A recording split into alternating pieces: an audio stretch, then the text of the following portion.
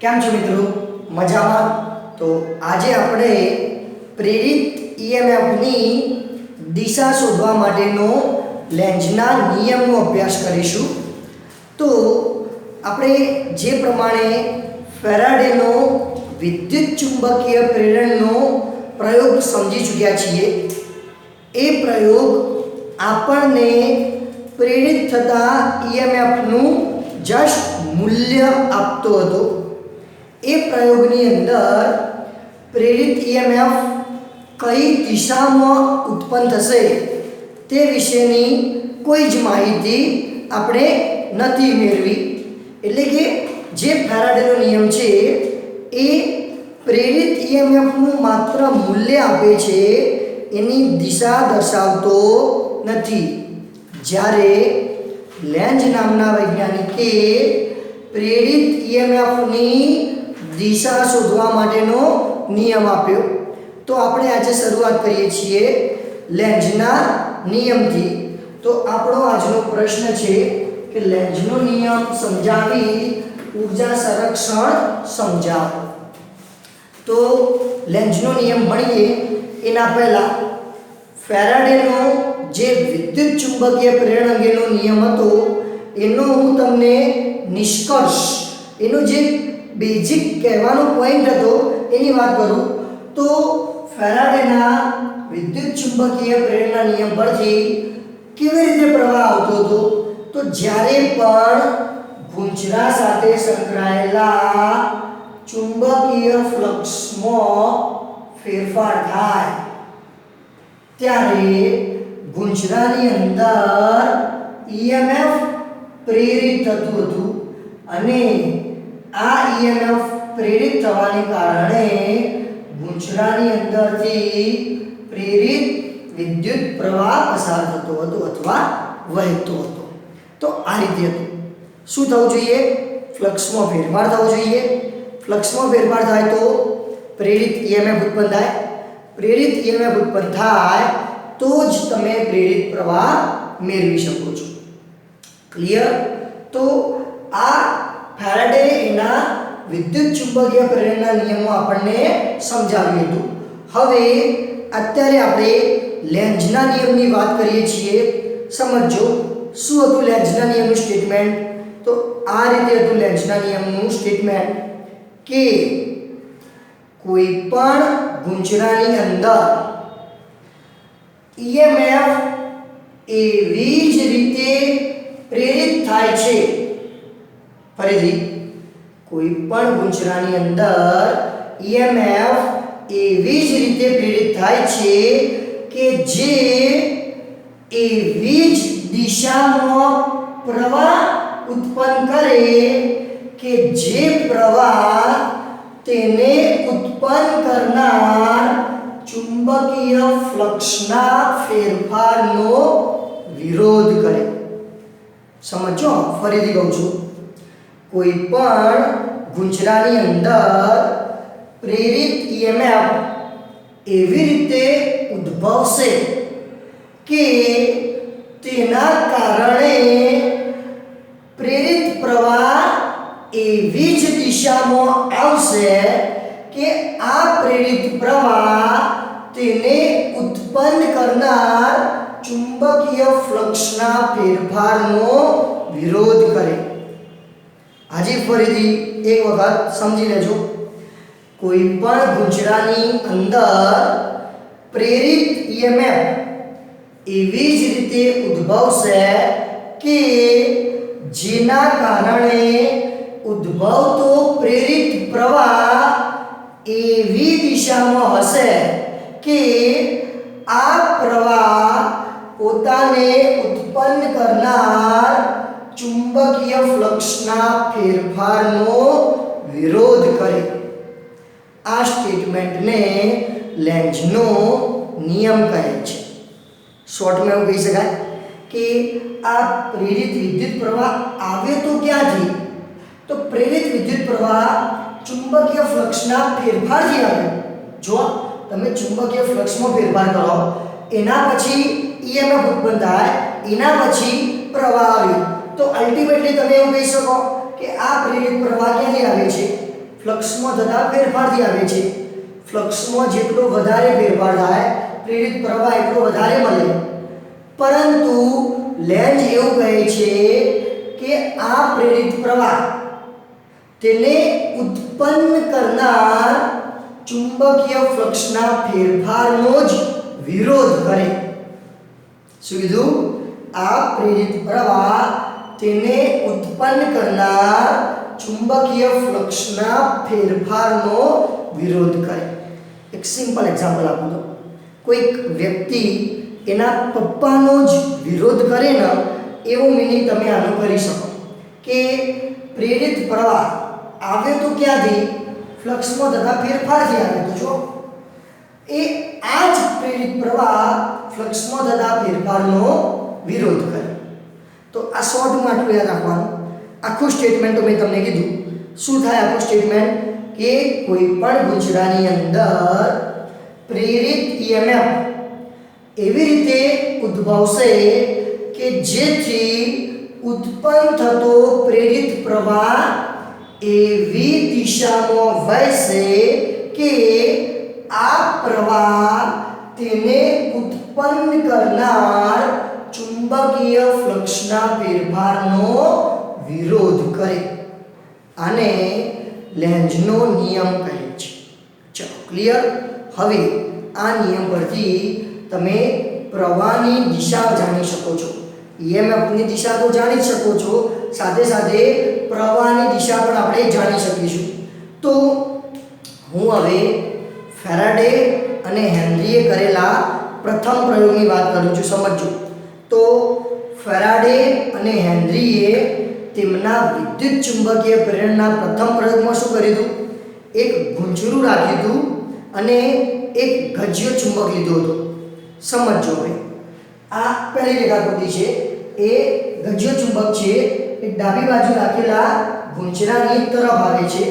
બીજી એના જ રેખાકૃતિ છે, પરંતુ એમાં ગજ્યો ચુંબક ગુંજરાથી દૂર તરફ ગતિ કરે છે. તો શું થાય? આ ગુંજરું છે, આ ગજ્યો ચુંબક છે. ગજ્યા ચુંબકને આપણે કઈ તરફ ગતિ કરાવીએ છીએ? ગુંજરા તરફ ગતિ કરાવીએ છીએ. તો શું થાય? એવું કહી શકીએ કે જેમ જેમ આ ગજ્યો ચુંબક ક્રમશઃ ગુંજરાની નજીક જતો જશે એમ એમ ગુંજરા સાથે સંકળાયેલા ફ્લક્સની અંદર ફેરફાર થાય છે. અને વિશેષ કહીએ તો જેમ જેમ આ ગજ્યો ચુંબક ગુંજરાની નજીક આવશે એમ એમ ગુંજરા સાથે સંકળાયેલા ફ્લક્સમાં વધારો થતો જશે. ક્લિયર? તો જેમ જેમ ગજ્યો ચુંબક નજીક આવે છે એમ એમ આના ફ્લક્સમાં વધારો થયો. હવે એ ફ્લક્સમાં વધારો થયો એનો વિરોધ કરવાનો છે. કેમ? લેન્ઝનો નિયમ એ સમજાવે છે કે વિરોધ થાય. તો આ ફ્લક્સનો જે વધારો થાય છે એનો વિરોધ કરતું જે દિશામાં પ્રવાહ આવશે એ જ દિશામાં પ્રવાહ પ્રેરિત થતો જોવા મળશે. ફરીથી કહું છું, સમજો. આ ગજ્યો ચુંબક છે, જેમ જેમ ગુંજરાની નજીક આવશે એમ એમ ગુંજરા સાથે સંકળાયેલા ફ્લક્સમાં વધારો થાય. આ ફ્લક્સમાં જે ફેરફાર થયો, વધારો એટલે શું? એક પ્રકારનો ફેરફાર કહેવાય. એનો વિરોધ કરવો. વિરોધ કરવો એટલે શું? ફ્લક્સમાં વધારો થતો હોય એનો વિરોધ કરવો હોય તો ઘટાડો કરો, એને કહી શકાય કે ફ્લક્સમાં વધારો થતો તો એનો તમે વિરોધ કર્યો કહેવાય. તો એ ગુંજરા સાથે સંકળાયેલા ફ્લક્સમાં જે વધારો થતો હતો એનો વિરોધ કરવા માટે, એટલે કે ફ્લક્સમાં ઘટાડો કરવા માટે આ ગુંજરાની અંદર કઈ દિશામાં પ્રવાહ પ્રેરિત કરી શકાય? બે દિશા આવે, સમઘડી અને વિષમઘડી. જો હું વિષમઘડી દિશાની વાત કરું તો સમજી લેજો, પછી સમઘડીની પણ કહીશ, પરંતુ કયું સાચું છે કયું ખોટું છે આપણને ત્યારે ખબર પડશે. ધારો કે જેમ જેમ આ ગજ્યો ચુંબક ગુંજરાની નજીક આવે છે એમ એમ ગુંજરાના ફ્લક્સમાં વધારો થાય. આ વધારાનો વિરોધ કરવા માટે એટલે કે ઘટાડો કરવા માટે જે તમારો પ્રવાહ પ્રેરિત થાય છે એ પ્રવાહ ધારો કે વિષમ ઘડી દિશામાં પ્રેરિત થાય છે. કઈ દિશામાં પ્રેરિત થાય છે? વિષમ ઘડી દિશામાં. તો શું કહી શકાય તમારે? ચલો વિષમ ઘડી દિશામાં હોય તો અહીંયાથી કઈ દિશામાં પ્રવાહ આવ્યો? આ તરફની દિશામાં પ્રવાહ આવ્યો. અહીંયા કઈ તરફ ગયો? ઉપર તરફ. આ તરફ પ્રવાહ ગયો. તો હું આ બંને છેડાઓને જોઈન્ટ કરું તો જો આ ગુંજરામાંથી વિષમ ઘડી દિશામાં પ્રવાહ પસાર થાય તો ગુંજરું પોતે કયા છેડા તરીકે વર્તે? n છેડા તરીકે વર્તે. જો ગુંજરું n છેડા તરીકે વર્તે તો ગુંજરું પોતે n અને ગજ્જા ચુંબકનો પણ કયો છેડો? n વચ્ચે શું થાય? અપાકર્ષણ થાય. અપાકર્ષણને પરિણામે આ ગજ્ય ચુંબક ધીમો પડતો જાય છે અને જો ગજ્ય ચુંબક ધીમો પડતો જાય તો ગુંજરા સાથે સંકળાયેલા ફ્લક્સમાં ઘટાડો થતો જાય. તો તમે કહી શકો કે જે વધારો થતો હતો એનો વિરોધ કર્યો એટલે કે ફ્લક્સમાં શું થઈ ગયો? ઘટાડો થઈ ગયો. તો આ બાબત યાદ રાખજો કે જ્યારે તમે ગજ્યા ચુંબકને ગુંજરાની તરફ લાવો તો જો ગજ્યા ચુંબકનો n છેડો ગુંજરાની નજીક હશે તો ગુંજરું પોતે પણ n છેડા તરીકે જ વર્તશે. ક્લિયર? કમ્પ્લીટ? તો શું થાય? આ n અને આ n વચ્ચે શું થવાનું? અપાકર્ષણ લાગવાનું. અપાકર્ષણ લાગે તો આ ગજ્ય ચુંબક ધીમો પડે તો ગુંજરા સાથે સંકળાયેલા ફ્લક્સમાં ઘટાડો થશે. ક્લિયર? ચલો હવે બીજો કિસ્સો જોઈએ છે, સમજો. બીજા કિસ્સામાં હું ગજ્યા ચુંબકને ગુંજરાથી દૂર તરફ લઈ જાઉં છું. શું થાય? જેમ જેમ ગજ્ય ચુંબક દૂર જાય એમ એમ ગુંજરા સાથે સંકળાયેલા ફ્લક્સમાં ઘટાડો થાય. સ્વાભાવિક વસ્તુ કે જો ગજ્ય ચુંબક નજીક આવે તો ફ્લક્સ વધતું જાય, ગજ્ય ચુંબક દૂર જશે તો ફ્લક્સ ઘટતું જશે. ક્લિયર? હવે સમજો બીજો કિસ્સો કે આ ગુંજરું છે, આ ગજ્ય ચુંબક છે. ગજ્યા ચુંબકને તમે ધીમે ધીમે ક્યાં લઈ જાઓ છો? દૂર તરફ લઈ જાઓ છો. જો ગજ્ય ચુંબક દૂર તરફ જાય તો ગુંજરા સાથે સંકળાયેલા ફ્લક્સમાં શું કહી શકીએ આપણે? ઘટાડો કહી શકીએ. જો ઘટાડો થાય એનો હવે મારે લેન્ઝના નિયમ અનુસાર વિરોધ કરવો હોય તો એવું કહેવાય કે ફ્લક્સનો ઘટાડો થાય છે એનો વિરોધ કરવો એટલે કે ફ્લક્સ વધારવું પડે. કમ્પ્લીટ? પહેલા કિસ્સામાં શું હતું? ફ્લક્સ વધતું હતું, નજીક આવતું હતું ફ્લક્સ વધતું હતું, એનો વિરોધ કરવો મતલબ ગમે તે કરીને ફ્લક્સ ઘટાડવું પડે. બીજા કિસ્સામાં ગજ્ય ચુંબક દૂર જાય છે તો ફ્લક્સ ઘટે છે, એનો વિરોધ કરવો હોય તો ફ્લક્સમાં શું કરવું પડે? વધારો કરવો પડે. જો ફ્લક્સમાં વધારો કરવો હોય તો આ ગુંજરાની અંદર કઈ દિશામાં? સમઘડી દિશામાં પ્રવાહ વહેવો જોઈએ. કેવી રીતે સમઘડી દિશામાં? તમે જોઈ શકો છો ગુંજરું ગજ્ય ચુંબક દૂર તરફ જાય છે, આનું ફ્લક્સ ઘટતું જાય છે. એ ફ્લક્સનો વિરોધ કરવો એટલે ફ્લક્સ વધારવું છે. તો એના માટે જો હું આમાં સમઘડી દિશામાં પ્રવાહ વહેડાવીશ તો ચલો ઉપર કઈ દિશામાં ગયું? જમણી બાજુ આવી. નીચે કઈ દિશામાં આવ્યું? આ તરફ. બંનેને હું જોઈન્ટ કરું કયા છેડા તરીકે વર્તશે? દક્ષિણ છેડા તરીકે. તમે જોઈ શકો છો કે ગુંજરું પોતે દક્ષિણ છેડા તરીકે વર્તે છે s, જ્યારે ગજ્યા ચુંબકનો કયો છેડો આવ્યો? n. ફરીથી બંને વચ્ચે શું થશે? આકર્ષણ થશે. તો જો આકર્ષણ થાય ગજ્ય ચુંબક ફરીથી નજીક તરફ ખેંચાશે અને ગુંજરા સાથે સંકળાયેલા ફ્લક્સમાં વધારો થશે. તો થઈ ગયું. બંને કિસ્સામાં આપણે જે શરૂઆતમાં થતો હતો એનો વિરોધ કર્યો. બંને કિસ્સાનું ભેગું તમને કહું છું, જોઈ લેજો. આ કિસ્સામાં શું હતું? ગજ્ય ચુંબક જેમ જેમ નજીક આવે એમ એમ આના ફ્લક્સમાં વધારો થાય. પરિણામે લેન્ઝના નિયમ અનુસાર ફ્લક્સમાં જે વધારો થાય એનો વિરોધ કરવો હોય તો વિરોધ કરવો એટલે કે આમાં ફ્લક્સ ઘટાડવું પડે. ઘટાડવા માટે જો આમાંથી વિષમગળી દિશામાં પ્રવાહ વહેડાવો તો વિષમગળી દિશામાં પ્રવાહ વહેડાવે આ બાજુથી પ્રવાહ ક્યાં આવ્યો નીચે તો રેખા ડ્રો કરી, આ બાજુથી પ્રવાહ ઉપર તો રેખા ડ્રો કરી. કયા તરીકે વર્તે? n છેડા તરીકે. તો આ n આ પણ n તો n વચ્ચે શું થાય? અપાકર્ષણ થાય. પરિણામે આની ગતિમાં ઘટાડો થાય છે અને ગજ્યા ચુંબકની ગતિ ઘટતી હોવાથી ફ્લક્સમાં પણ ઘટાડો થાય છે. ક્લિયર? બીજા કિસ્સામાં શું છે? બીજા કિસ્સામાં તમે ગજ્યા ચુંબકને દૂર તરફ લઈ જાઓ છો. જો ગજ્ય ચુંબક દૂર તરફ જશે તો આની સાથે સંકળાયેલા ફ્લક્સમાં ઘટાડો થાય. ફ્લક્સમાં ઘટાડો થાય એનો મારે વિરોધ કરવો હોય તો વિરોધ કરવો મતલબ શું? ફ્લક્સ વધારવું. ઘટાડાનો વિરોધ એટલે વધારો. તો આની સાથે મારે ફ્લક્સ વધારવાનું છે.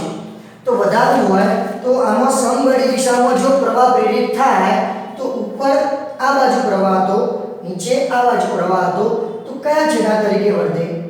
S છેડા તરીકે વર્તે. તો જ્યારે ગજ્ય ચુંબક દૂર તરફ જતો હતો ત્યારે આનું ફ્લક્સ ઘટતું હતું. એ ફ્લક્સ વધારવા માટે આની અંદરથી કઈ દિશામાં પ્રવાહ પસાર થયો? પ્રેરિત થયો સમગળી દિશામાં. જો સમગળી દિશામાં પ્રેરિત થાય તો આ પોતે S છેડા તરીકે વર્તે, આ n છેડો. તો બંને વચ્ચે શું થશે? આકર્ષણ થશે. ફરીથી આ આકર્ષણને કારણે ગજ્ય ચુંબક ધીમે ધીમે ગુંચરા તરફ ખેંચાશે અને ફ્લક્સમાં વધારો થાય છે. તો આમ તમે સિમ્પલ લેન્ઝના નિયમ પરથી MCQ આવે તો તમે આવી રીતે કહી શકો કે ગુંચરું હોય એ ગુંચરાની નજીક તમે ગજ્ય ચુંબક લઈ જતા હોય ત્યારે ગુંચરું છે એની નજીક ગજ્ય ચુંબક લઈ જાઓ ત્યારે ગજ્યા ચુંબકનો જે છેડો ગુંચરાની તરફ રહેલો હોય એ જ છેડા તરીકે ગુંચરું વર્તે. જો ગજ્યા ચુંબકનો n છેડો તમે નજીક લાવતા હતા તો ગુંચરું એ શેના તરીકે વર્તે છે? n તરીકે વર્તે છે. અને જ્યારે તમે ગજ્યા ચુંબકને દૂર લઈ જતા હોય તો જે છેડો ગુંચરાની નજીક હોય એના સિવાયના છેડા તરીકે ગુંચરું વર્તે. તમે દૂર લઈ જતા હતા ત્યારે કયો છેડો પાસે હતો? n. તો એના સિવાયના છેડા તરીકે ગુંચરું વર્તે. ક્લિયર? જો આ તમે s છેડો પાસે રાખ્યો હોય તો અહીંયા s છેડો પાસે રાખ્યો હોત તો શું થાત? તો આ s છેડો હોત તો અહીંયા સમગળી દિશામાં પ્રવાહ હોત. આ પોતે પણ s તરીકે વર્તે. તો જે છેડો નજીક રાખીને પાસે લાવતા હોય ને એના જેવું જ આ વર્તન કરશે. જો અહીંયા s છેડો હોત તો પછી અહીંયા વિષમગળી દિશામાં પ્રવાહ હોત. જો અહીંયા તમે s છેડો રાખ્યો હોત તો અહીંયા આગળ વિષમગળી દિશામાં પ્રવાહ આવોત એટલે કે આ n છેડા તરીકે વર્તે. તો જ્યારે સમગળી દિશામાંથી પ્રવાહ પસાર થશે ત્યારે ગુંચરાનું ચુંબક તરફથી દેખતા ગુંચરો જો સમગળી દિશામાં પ્રવાહ વહેશે તો ગુંચરું s છેડા તરીકે વર્તશે.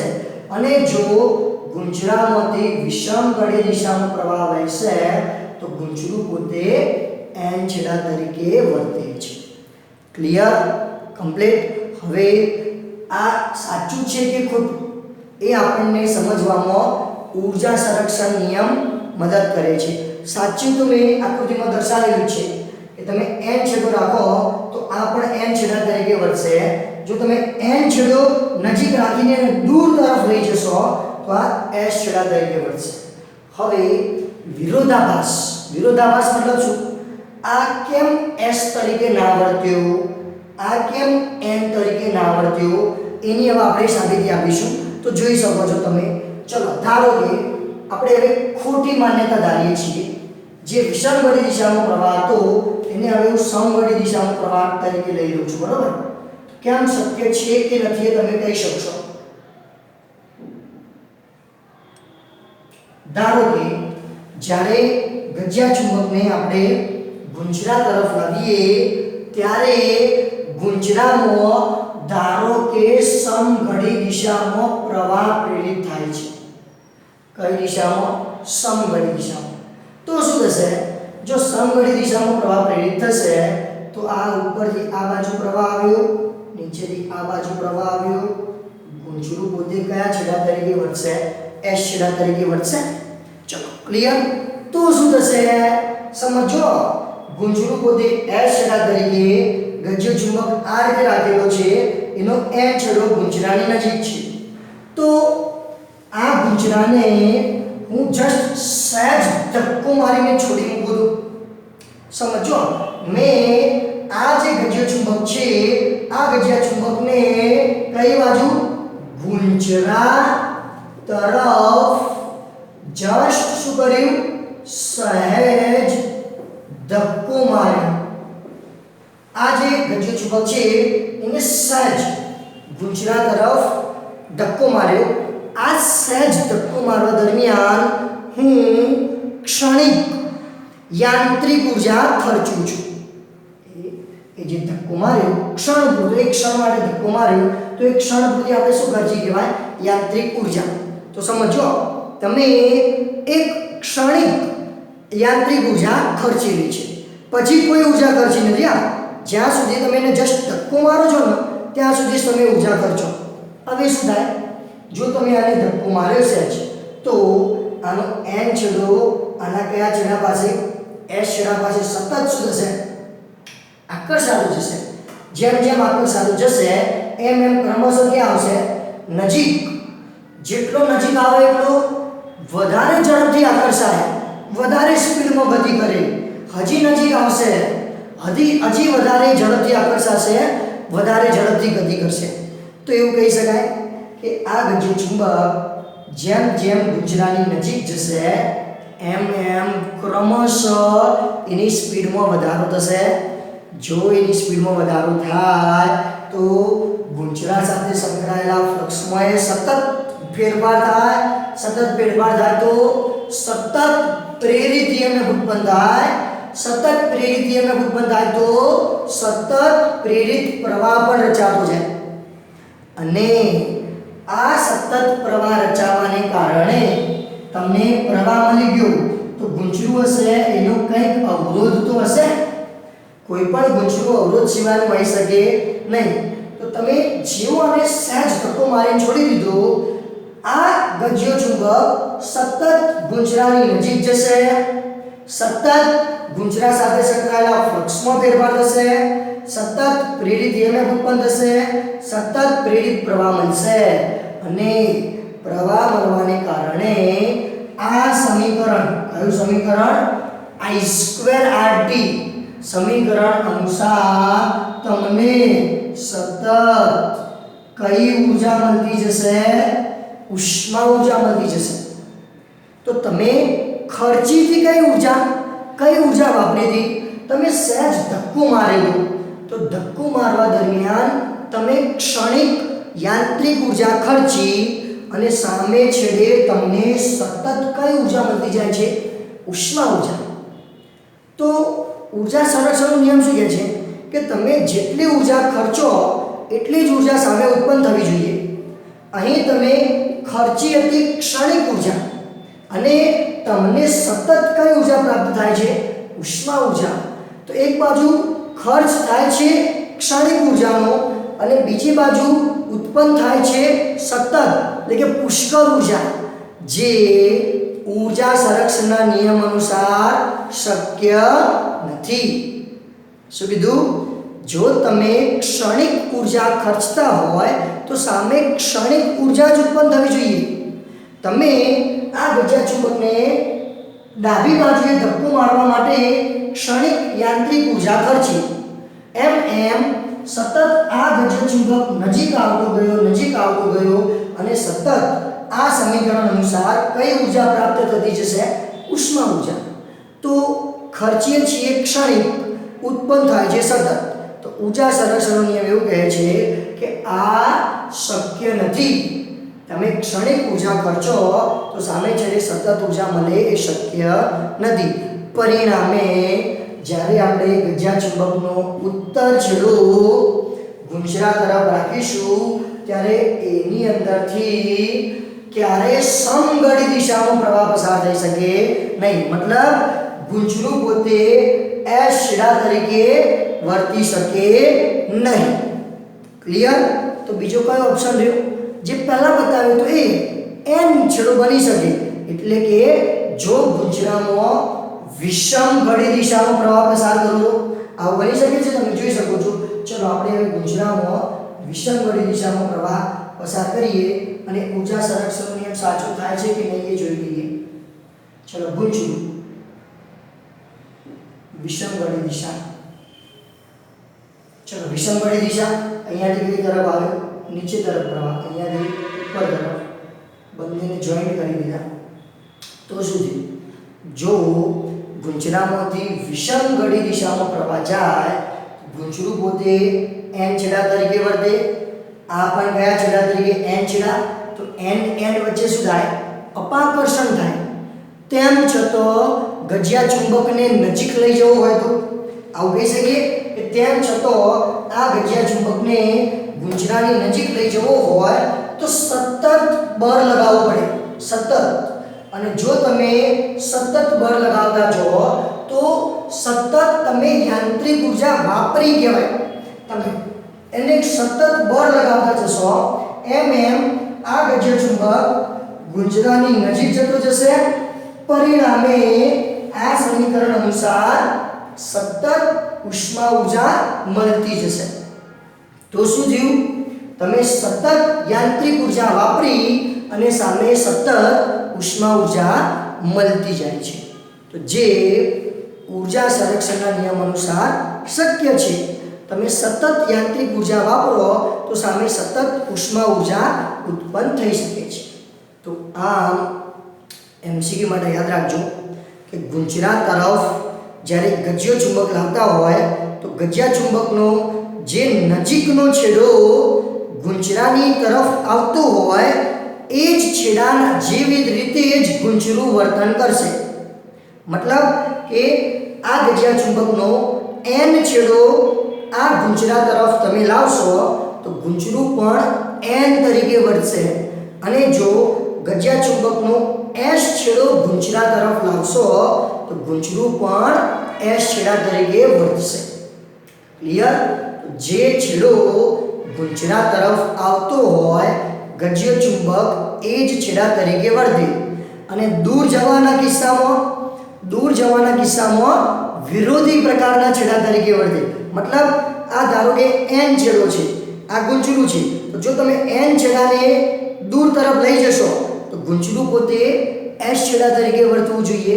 અને જો આ આપણો ધારો કે એસ છેડો છે, જો તમે એસ છેડાને દૂર તરફ લઈ જાઓ તો ગુંજરું પોતે એન છેડા તરીકે વર્તવું જોઈએ. ક્લિયર? એન અને એસ નો મતલબ શું? જો એસ છેડા તરીકે વર્તે એનો મતલબ કે ગુંજરાની અંદર સમઘડી દિશામાં પ્રવાહ પ્રેરિત થશે. અને એન છેડાની તરીકે વર્તે તો એનો મતલબ થાય કે ગુંજરામાંથી વિષમ ઘડી દિશામાં પ્રવાહ વર્તે. ક્લિયર? તો આ રીતે તમે કઈ દિશામાં પ્રવાહ વહેશે એ તમે લેન્ઝના નિયમની મદદથી જાણી શકો છો. ઓકે? ક્લિયર? સમજાઈ ગયું? Thank you.